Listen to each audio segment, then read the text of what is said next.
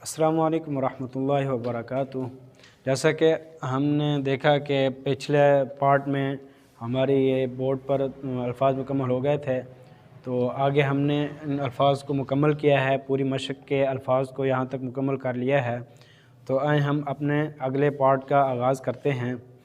तो जैसा कि हम तनवीन पढ़ रहे थे, तो यहाँ पर रा के ऊपर हमारे पास लफ्ज़ है रा। तो रा के ऊपर तनवीन है, दो ज़बर, दो ज़ेर और दो पेश। तो जहाँ पर फिर हम समझेंगे कि जब तनवीन के साथ कोई लफ्ज़ आता है, इजाफ़ी लफ्ज़ आता है, तो उसको हम साथ मिलाकर नहीं पढ़ते। तो इसी तरह हम इसको रा अलिफ़ को साथ नहीं मिलाएंगे, तो सिर्फ़ रा की हरकत पढ़ेंगे। और तनवीन की आवाज़, जैसा कि हमने पिछले असबाक में पढ़ा है कि तनवीन की आवाज़ को हम नाक में छुपा कर पढ़ेंगे, यानी गुन्ना करके पढ़ेंगे। कैसे? रा दो ज़बर रन, रा दो ज़ेर रिन, रा दो पेश रुन, रन रिन रुन, नून दो ज़बर नन, नून दो ज़ेर निन, नून दो पेश नुन, नन निन नुन। आगे है लाम। पहले हमने ये अल्फाज की पहचान की है तख्ती नंबर 2 मुरक्कबात में कि ये लफ्ज़ होता है लाम और अलिफ़। लाम अलिफ़ लफ्ज़ होता है, क्योंकि यहाँ पर लाम का सिरा है, आगे है अलिफ़। तो यहाँ पर हरकत किसकी है? लाम की। पहला लफ्ज़ लाम होता है, तो यहाँ पर हरकत लाम की होती है। लाम के साथ क्या है? अलिफ़ है। जैसे यहाँ रा के साथ अलिफ़ है, नून के साथ अलिफ़ है, इसी तरह लाम के साथ भी अलिफ़ है।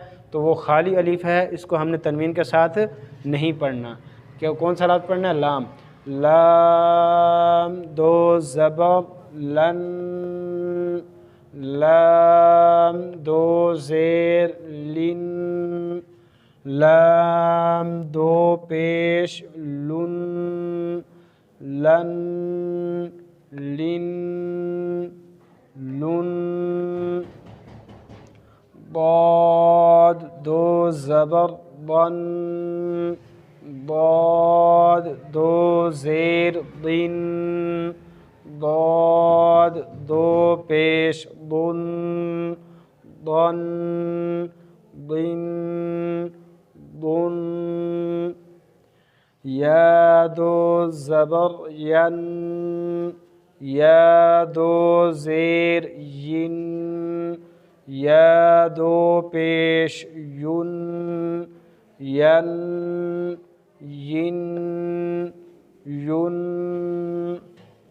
शीन दो ज़बर शन, शीन दो ज़ेर शिन, शीन दो पेश शुन, शन शिन शुन, जीम दो ज़बर जन, जीम दो ज़ेर जिन, जीम दो पेश जुन, जन जिन जुन, काफ दो ज़बर कन, काफ दो ज़ेर किन, काफ दो पेश कुन, कन किन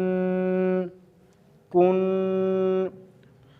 क़ाफ दो ज़बर क़न, क़ाफ दो ज़ेर क़िन, क़ाफ दो पेश क़ुन, क़न क़िन क़ुन, ख़ा दो ज़बर ख़न, ख़ा दो ज़ेर ख़िन, ख़ा दो पेश ख़ुन, ख़न ख़िन ख़ुन, ग़ैन दो ज़बर ग़न, غین دو زیر غن، غین دو پیش غن، غن غن غن،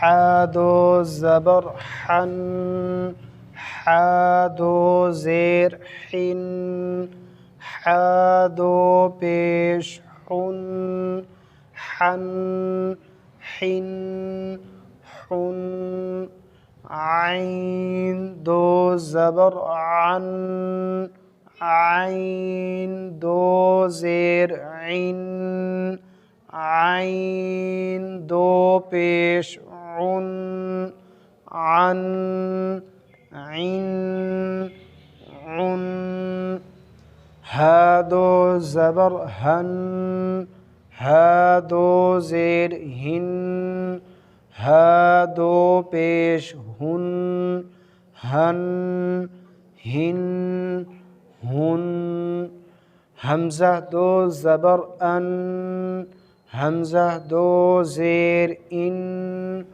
حمزہ دو پیش ان، ان ان ان۔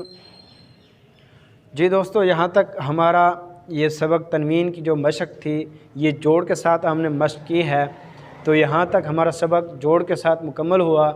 تو اگلے سبق میں ہم انشاءاللہ بغیر جوڑ کے اس تختی کی مشق کریں گے۔ تو اب تک کے لیے اتنا ہی، امید کرتا ہوں کہ آپ کو یہ سبق اچھے طریقے سے سمجھ آیا ہوگا اور اس کو اچھے طریقے یاد کرنا ہے۔